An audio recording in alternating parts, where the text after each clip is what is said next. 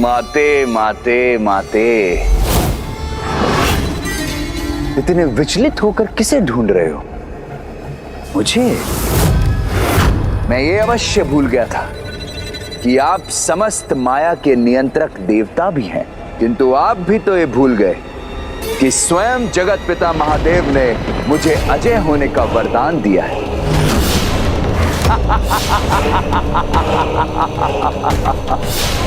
तो अब सर्वत्र ममता मोह का विकार करने से कोई नहीं रोक सकता। भूल तो तुम अब कर रहे हो ममता सर, स्वयं में सुधार लाने के अपने इस अवसर को गवा कर, क्योंकि जिस प्रकार तुम्हारे इस सिंहासन और तुम्हारी इस माया का विनाश हुआ, उसी प्रकार शीघ्र ही तुम्हारे इस विकार का भी विनाश होगा।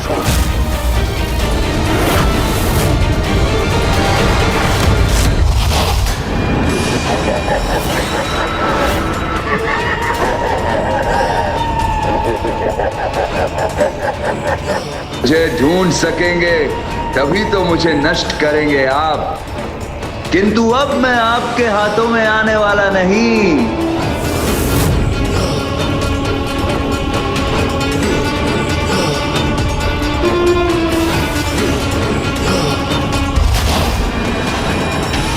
अब अपने इस विकार को उसके चरम पर ले जाकर समस्त संसार को दूषित करूंगा और अपने इस कार्य को आरंभ करने हेतु लंका से उचित स्थान भला और क्या हो सकता है, जहां मेरा विकार एक दुष्ट को महादुष्ट में परिवर्तित करेगा।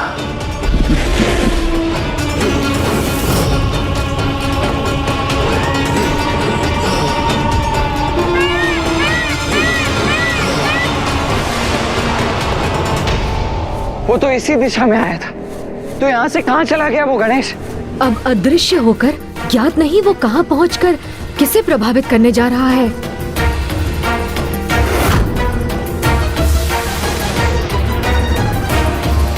गणेश, तनिक लंका की ओर तो देखो। मूषक जी, उस दिशा में चलिए।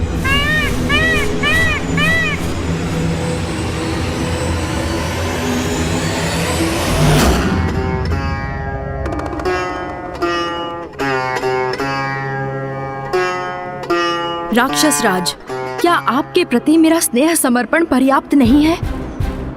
क्या आपको मेरा सौंदर्य भाता नहीं? क्या आप मुझे अपनी अर्धांगिनी के रूप में पाकर प्रसन्न नहीं हैं?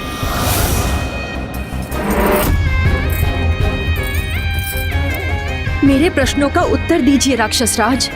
क्या कमी रह गई थी मुझ में जो आप देवी वेदवती के प्रति आकर्षित हुए और उनके तप में व्यवधान उत्पन्न किया? पूर्व में भी आप नंदी जी के श्राप से श्रापित हुए। तुम्हारे सर्वनाश का कारण एक वानर सेना ही बनेगी। अब पुनः एक श्राप के भागी बने हैं। क्या आपको अपनी तनिक भी चिंता नहीं है?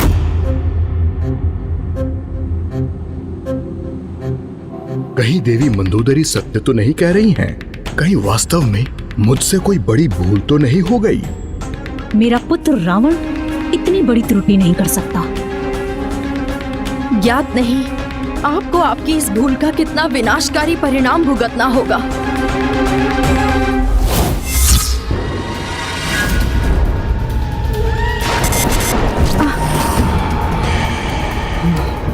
कृपा करके अपने इस व्यवहार पर संयम रखिए राक्षस राज, और पर स्त्री को सदैव सम्मान की दृष्टि से देखिए।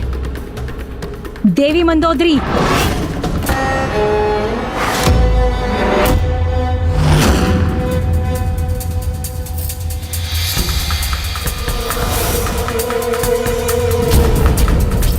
शांत हो जाइए आप। राक्षस राज रावण है मेरा पुत्र, और आप उसे उसकी राक्षस प्रवृत्ति को त्यागने का सुझाव दे रही हैं। उसकी जो भी इच्छा है उसे पूर्ण रूप से सिद्ध करने के लिए पूर्ण रूप से स्वतंत्र है वो। किसी भी प्रकार के श्राप की चिंता की कोई आवश्यकता नहीं है मेरे पुत्र रावण को, क्योंकि वो तो अजय है।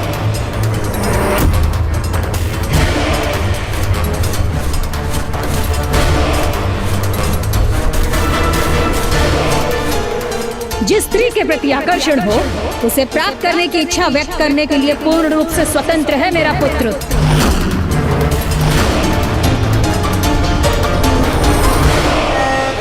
और जो उसे अप्रिय है उसका अपमान और तिरस्कार करने का उसे अधिकार है। यही व्यवहार हम राक्षसों के अनुरूप है और राक्षस राज रावण को ऐसा करने से रोकना सर्वथा अनुचित है।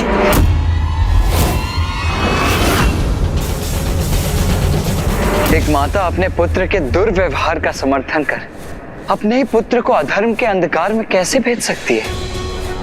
भैया ये और कुछ नहीं, अवश्य उस दुष्ट ममतासुर का ही प्रभाव है। वो अवश्य यहाँ उपस्थित होगा। दादाओं, आप मेरा प्रभाव तो सर्वत्र पाएंगे किंतु मुझे कहीं नहीं ढूंढ पाएंगे।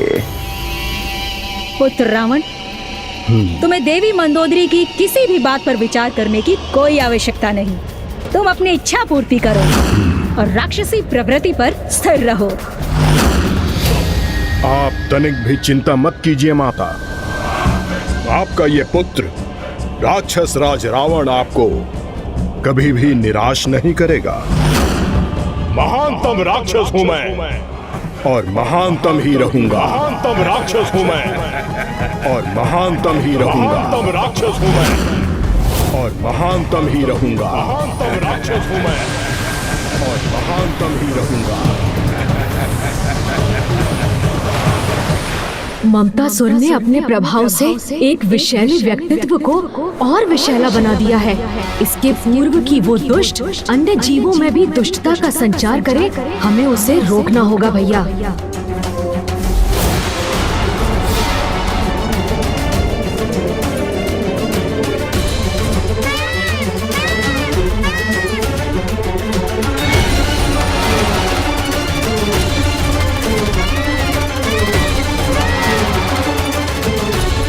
यहाँ तो सर्वत्र मेघ ही मेघ है अनुज गणेश। फिर उस मेघ रूपी ममतासुर को कहाँ ढूंढे हम? हाँ हाँ, जो तुम्हारी इच्छा है वही करो। ये तो कुबेर जी का स्वर है ना भैया? हाँ गणेश। किंतु वो इतनी ममता से किससे वार्तालाप कर रहे हैं?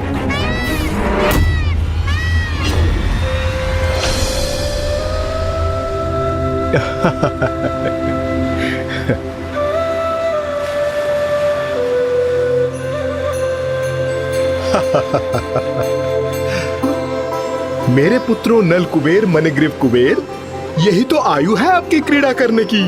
इसलिए उन्मुक्त होकर जितनी इच्छा हो उतनी क्रीड़ा कीजिए। पिताश्री, आप चिंता न करें।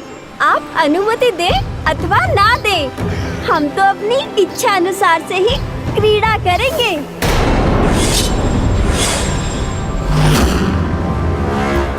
उचित है। नारायण नारायण, ये कैसा अनुचित कथन है कुबेर पुत्रों का।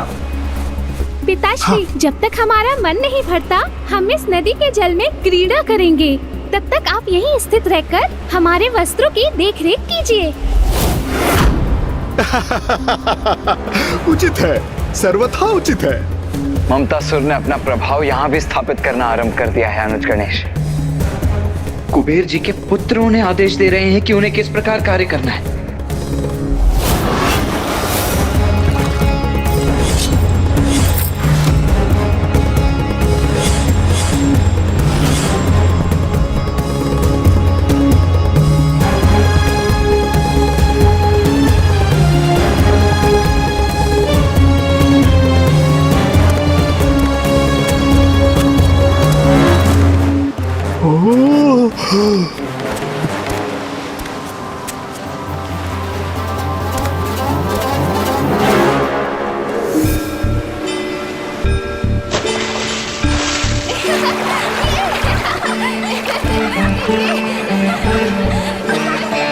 प्रणाम देव ऋषि नारद जी। कुबेर जी, आपने अपने पुत्रों को उचित संस्कारों की सीख नहीं दी। ये भी नहीं सिखाया उन्हें कि जब उनके समक्ष उनसे बड़ा कोई आता है तो उनका अभिवादन करना चाहिए। बालक है, क्रीड़ा करने गए हैं, इसलिए आप पर ध्यान नहीं गया होगा उनका। इसे आप अपना अपमान ना समझें।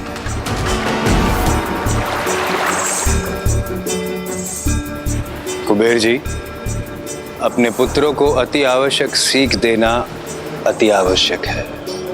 ये भी अति आवश्यक है उन्हें समझाना कि पवित्र नदी में यूं संपूर्ण रूप से निर्वस्त्र होकर प्रवेश करना धर्म के विरुद्ध है। देवर्षि, आप भी हमारे समान जल में प्रवेश तो कीजिए। आपको स्वयं ज्ञात हो जाएगा कि इस प्रकार स्नान करने में कितना आनंद आता है।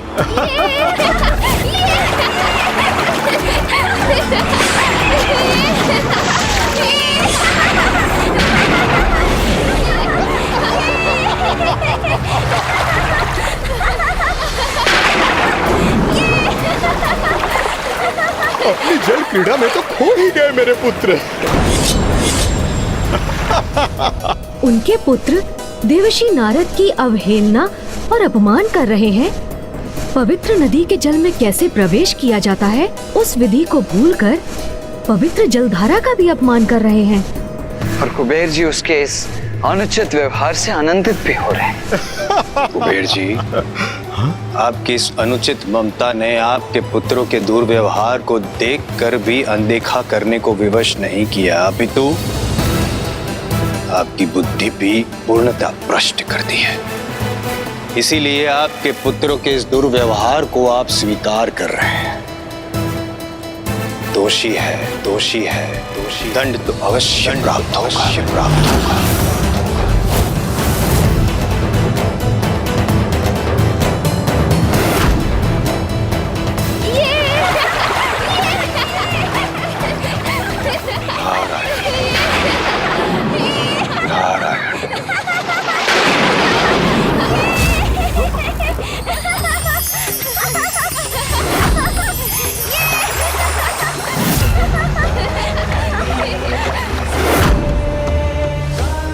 उद्दंड बालकों, जो गुरुजनों का सम्मान ना करे, पूर्ण रूप से निर्वस्त्र होकर पवित्र नदी में स्नान करे, वो प्राणी मात्र एक वृक्ष के समान होता है।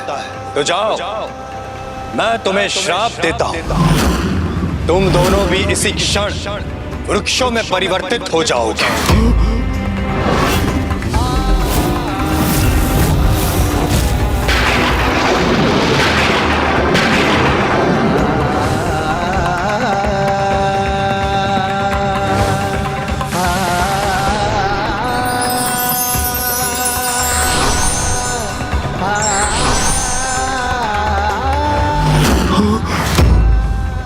मेरे पुत्र वृक्षों में परिवर्तित हो गए। ये कैसा कुप्रभाव है ममतासुर के विकार का, जिससे विकारग्रस्त होकर कुबेर जी भी प्रभावित हो गए और उसका परिणाम अब उनके पुत्र भुगतने पर विवश हो गए। यहाँ मेरा कार्य पूर्ण हुआ। अब अगले लक्ष्य की ओर प्रस्थान करता हूँ।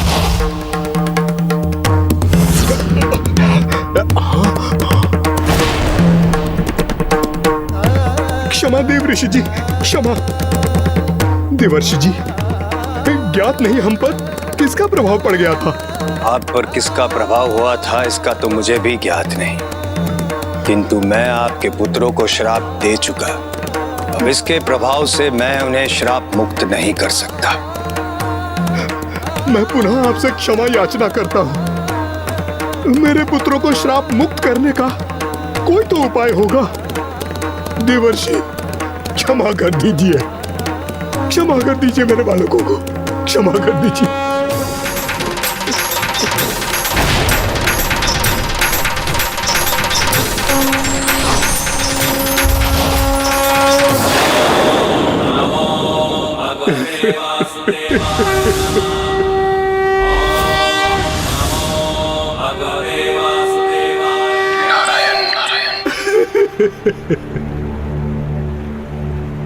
कुबेर जी,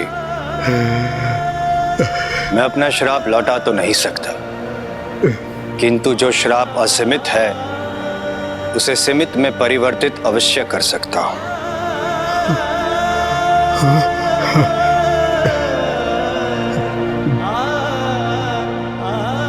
जब प्रभु नारायण स्वयं धरती पर प्रकट होंगे और जब वे बाल क्रीड़ा करेंगे, तब आपके पुत्रों को श्राप मुक्त अवश्य करेंगे।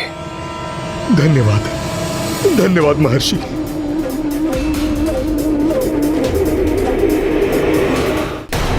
भैया, हमें यहाँ पहुँचने में भी विलम्ब हो गया और एक राक्षस के उपरांत ममतासुर एक देवता और उनके पुत्रों को प्रभावित करने में भी सफल हो गया। अनुज गणेश, ये ममतासुर भी कामासुर के मार्ग पर ही अग्रसर है। जिस प्रकार कामासुर ने पहले रावण, फिर देवराज इंद्र के उपरांत ऋषि विश्वामित्र को प्रभावित किया था, उसी प्रकार ये दुष्ट ममतासुर भी एक बलशाली राक्षस और देवता को प्रभावित करने के उपरांत अब इन दोनों से भी अधिक महान व्यक्तित्व को प्रभावित करने के लिए तत्पर होगा। कौन हो सकता है वो?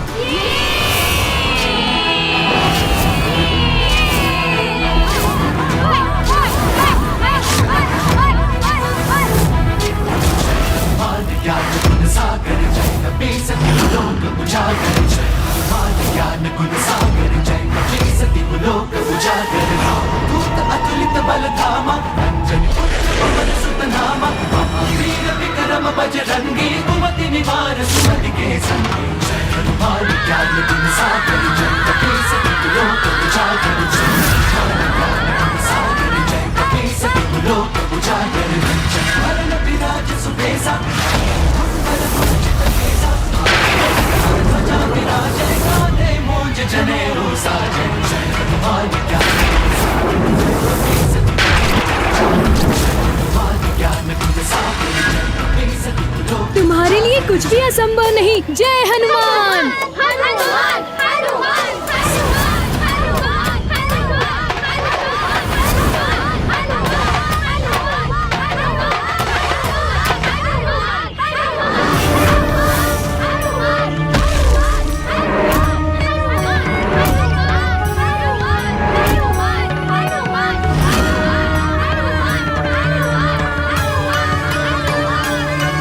अब मेरा अगला लक्ष्य मेरे समक्ष है।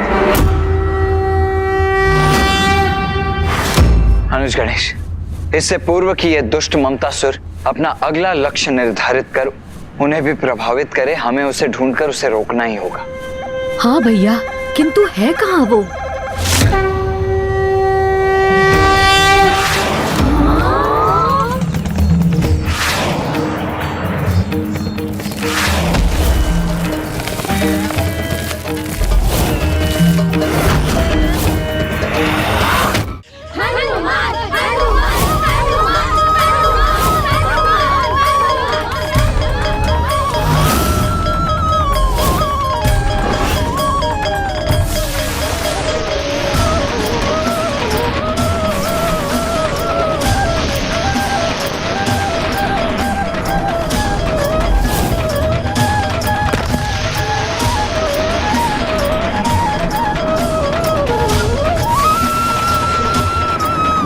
बलशाली हो तुम हनुमान। इस शीला को उठा लिया तुमने हनुमान।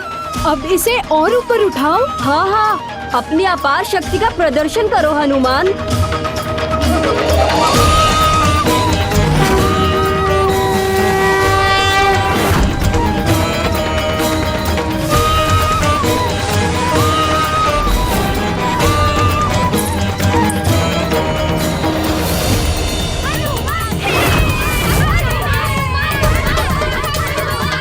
पुत्र हनुमान कैसी क्रीड़ा कर रहा है ये?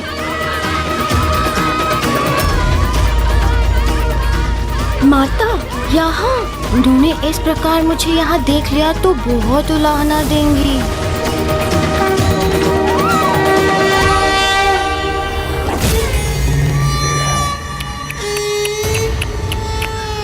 इतना दिव्य पुत्र और इतनी ममतामयी माता, जो अब मेरे ममता मोह के विकार का अगला लक्ष्य होंगे। आनंद आएगा, बहुत आनंद आएगा। माते माते माते।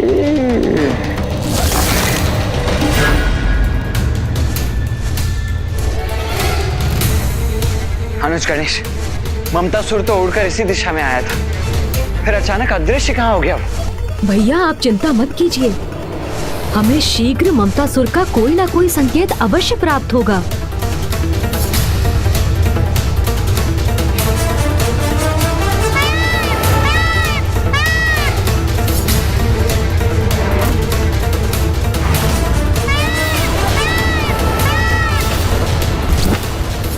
अपार बल का स्वामी कौन हो सकता है? कहीं ममतासुर उसको भी अपने विकार से ग्रस्त तो नहीं करने वाला? गणेश, वो देखो, कितना विचित्र दृश्य है।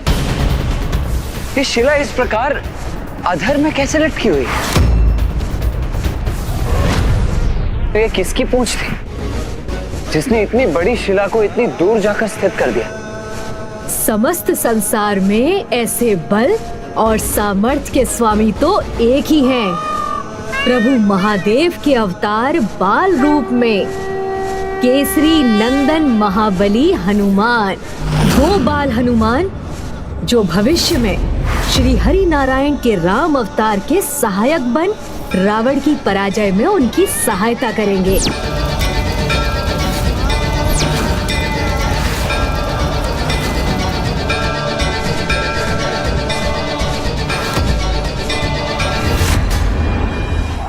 माते माते, अब देखिएगा मेरा विकार आपकी दिव्यता को कैसे प्रभावित करता है। भैया, यदि हनुमान जी यहीं कहीं हैं, तो ममतासुर भी वहीं पहुंचकर इस अवसर का लाभ उठाने का प्रयास अवश्य करेगा।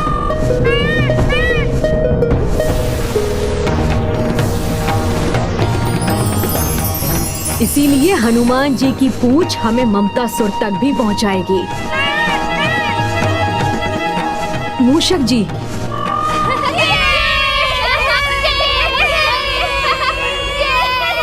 माता, आप यहाँ? अब आपको यहाँ हमारे क्रीड़ा स्थल पर आने की क्या आवश्यकता थी? आप हमें पुकार लेते, हम स्वयं ही आ जाते। यदि मैं यहाँ नहीं आती तो तुम्हारे द्वारा की जाने वाली घटना कैसे देखती? हाँ?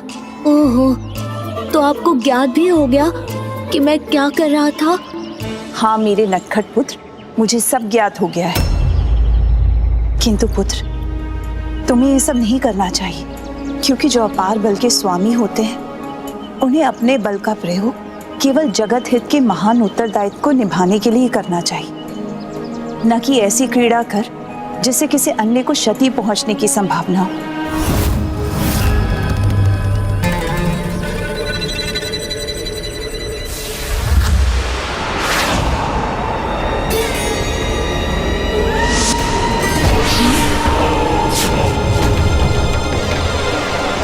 किंतु माता, मैं तो ये क्रीड़ा और मनोरंजन के लिए कर रहा था।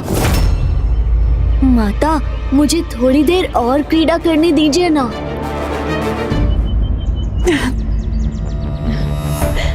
करो पुत्र, तुम्हें जो भी क्रीड़ा करनी है।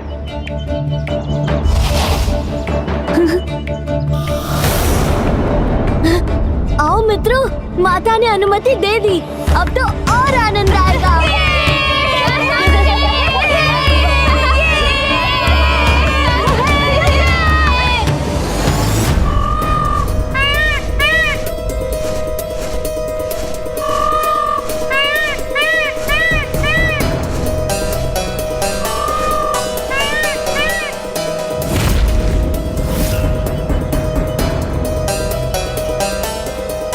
गणेश, यहाँ तो कोई भी नहीं है। किंतु भैया, वो शिला तो इसी स्थान से आई थी। अर्थात हम उचित स्थान पर पहुंचे अवश्य हैं, किंतु इसमें हमें तनिक विलंब हो गया है अनुज।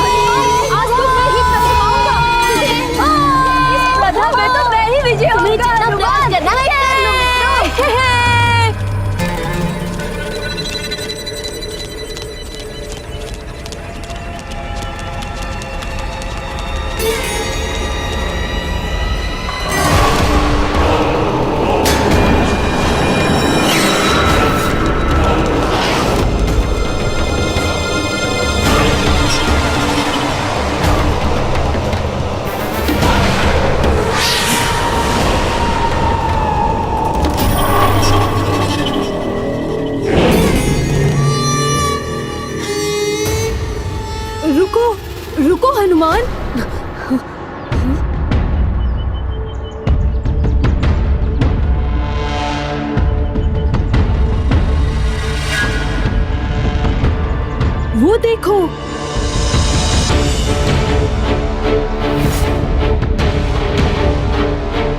देखो वहाँ पर कोई ऋषि तपस्या कर रहा है।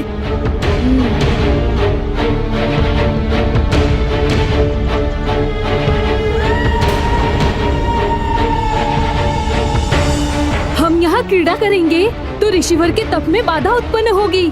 कदाचित उचित तो ये होता कि ये यहाँ से किसी दूर ऊंचे स्थान पर तप कर रहे होते, जैसे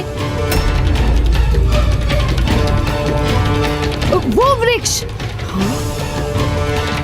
मेरे अनुसार हमारे कारण ऋषिवर के तप में कोई विघ्न उत्पन्न नहीं होगा। वैसे भी यदि वो यही अपने तप में लीन रहेंगे तो कोई भी पशु उनके तप में बाधा बन उन्हें क्षति भी पहुंचा सकता है। इन्हें तो किसी ऊंचे स्थान पर ही स्थित होकर तप करना चाहिए। ये सुझाव तो सर्वथा उचित है। उस वृक्ष पर ऋषिवर वन्य जीवों के संकट से सर्वथा सुरक्षित हो जाएंगे। तो सिर्फ इन्हें ही क्यों? इनकी सुविधा हेतु मैं इन्हें इनकी शिला के साथ ही उस वृक्ष पर स्थित कर देता हूँ। फिर बिना किसी बाधा के ऋषिवर सदियों तक अपनी तपस्या कर सकेंगे। हाँ हाँ, यही उचित होगा हनुमान। किंतु क्या ये संभव है?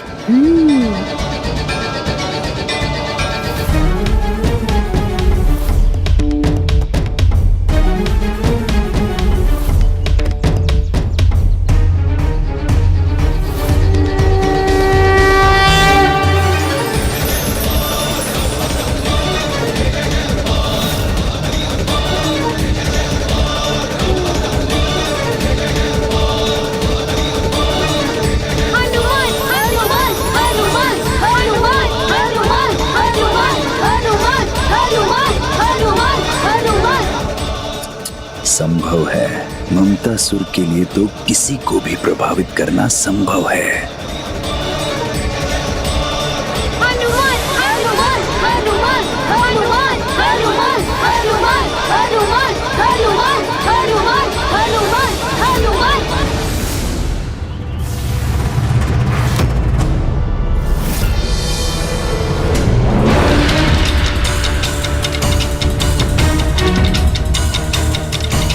ममतासुर अपने प्रभाव से बाल हनुमान जी को कोई भूल करने के लिए प्रेरित कर सके, उसके पूर्व ही हमें ज्ञात करना होगा कि वो कहाँ है। हनुमान हनुमान हनुमान हनुमान हनुमान हनुमान हनुमान हनुमान हनुमान हनुमान हनुमान हनुमान। अनुज गणेश, तुम बालकों का ये स्वर सुन रहे? हाँ भैया, हमें उसी दिशा में जाना चाहिए।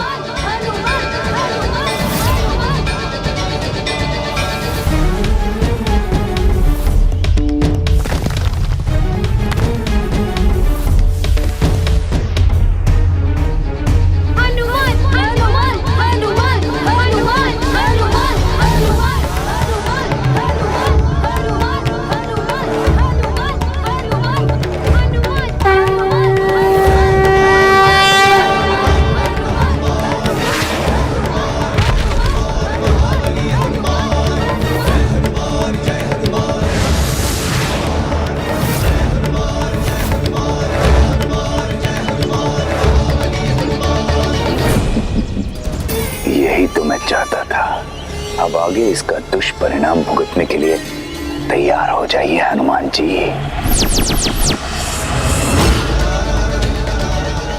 हनुमान हनुमान हनुमान हनुमान हनुमान हनुमान।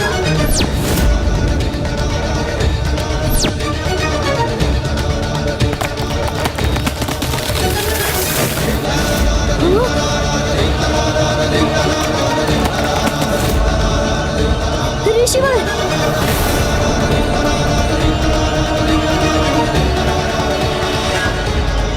ये कैसे संभव है? मुझे इस वृक्ष पर स्थित कर मेरा तप भंग करने का दुस्साहस किसने किया?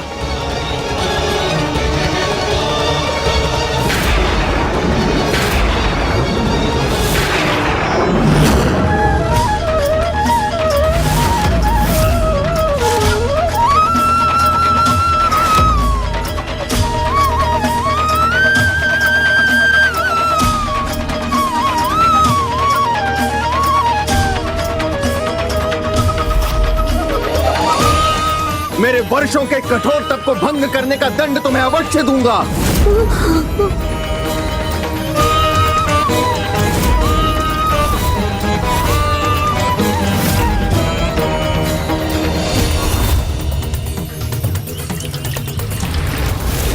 ये तो आरंभ मात्र है मेरे विकार के प्रभाव का।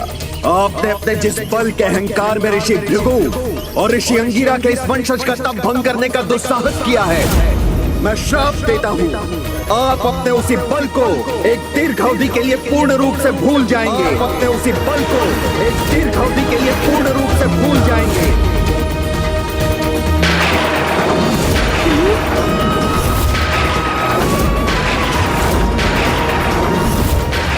क्षमा ऋषिवर, क्षमा।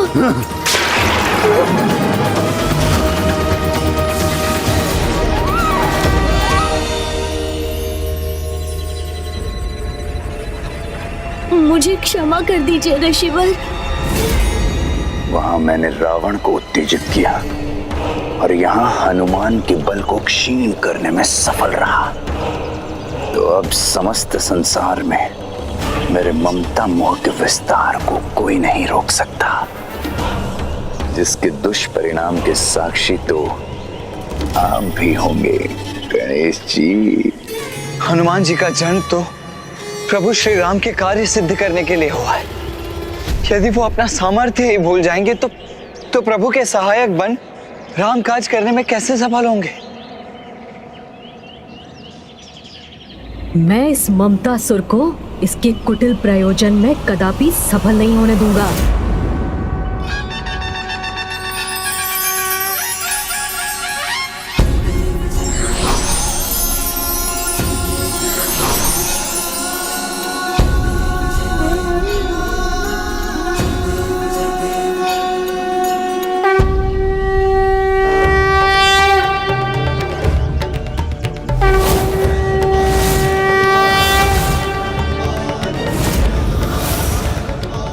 मैं आपको श्राप मुक्त तो नहीं कर सकता, किंतु इसके प्रभाव को सीमित अवश्य कर सकता हूँ। भले ही मेरे श्राप के कारण आप अपनी विशेष शक्तियों को भूल गए हैं, किंतु जब कोई आपको आपके बल का स्मरण कराएगा, तब आप पुनः अपने सामर्थ्य को प्राप्त कर अपने महान दायित्वों को निभाने में सफल होंगे।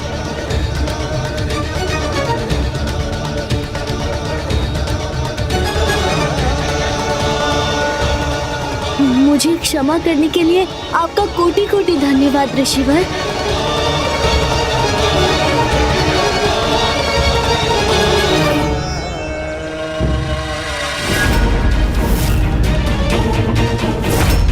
ममतासुर, ये तो यहाँ है।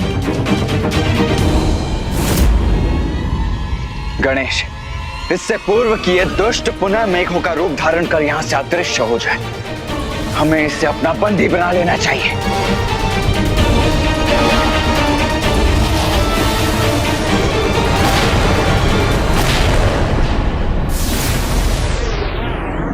आइए भैया, मैं अभी इसका भी उपाय प्रस्तुत करता हूँ।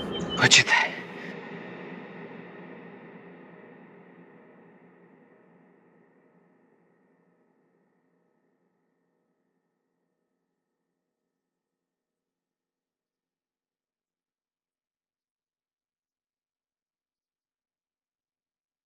भैया, माँ की ये दिव्य गदा उसका कवच बनी थी, तो अब यही गदा उसे हमारे समक्ष भी लाएगी।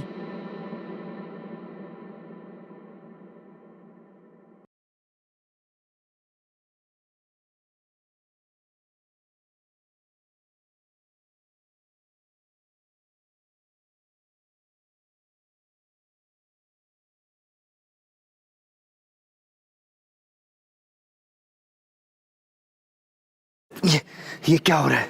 मैं यहाँ स्थिर क्यों नहीं हो पा रहा हूँ? इन मेघों से स्वयं को विलग करने में असमर्थ क्यों हो रहा हूं मैं?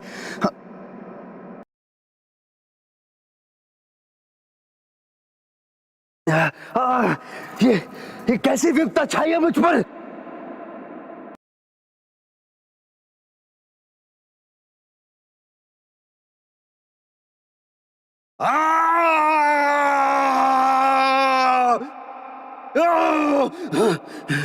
ये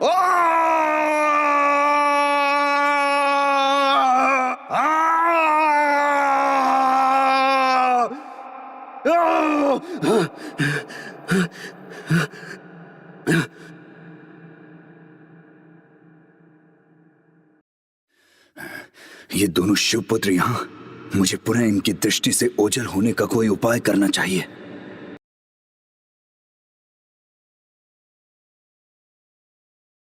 नहीं ममतासुर,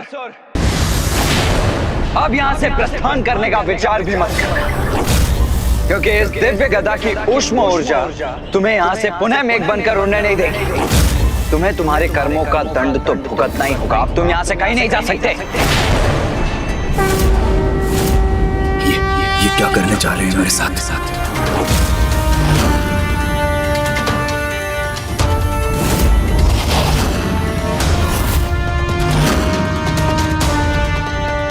अब इनसे अपनी रक्षा कैसे करूं मैं?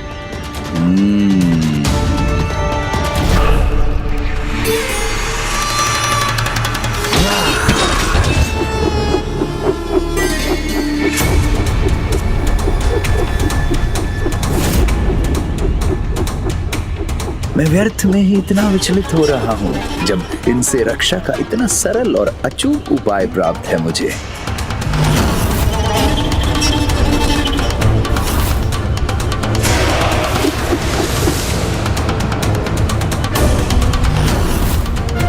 अब ये दुष्ट ममतासुर कैसा कपट करने जा रहा है?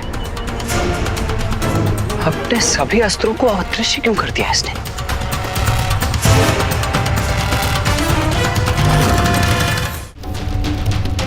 जब संसार का सर्वाधिक शक्तिशाली कवच प्राप्त है मुझे, तो मुझे इन अस्त्रों की कोई आवश्यकता नहीं, क्योंकि इस ममतासुर की रक्षा स्वयं माता की ममता करेगी।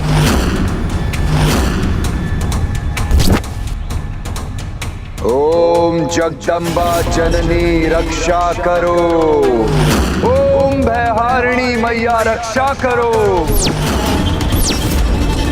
ओम जगदम्बा जननी रक्षा करो, जननी रक्षा करो, भयहारिणी मैया रक्षा, करणी मैया रक्षा करो, ओम चंद्रघंटा चंडी रक्षा करो, रक्षा करो।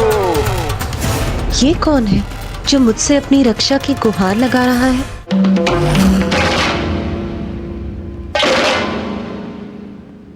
अपने इस पुत्र की रक्षा करो माता।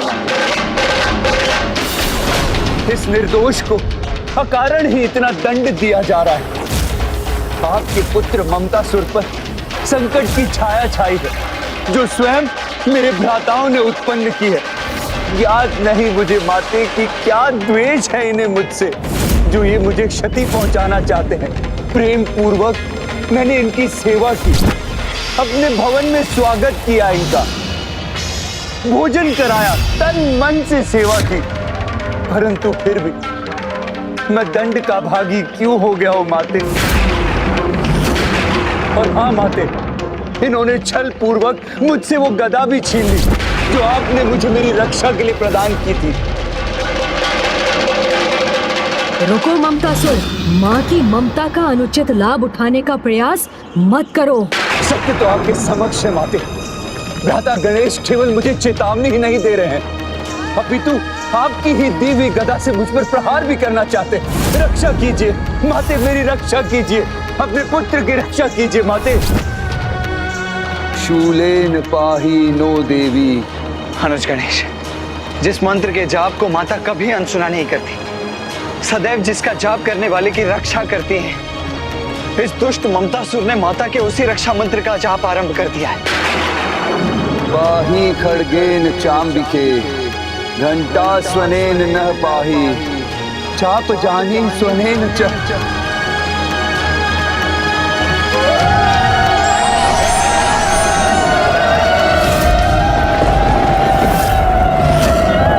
योगिनी माता है यहाँ?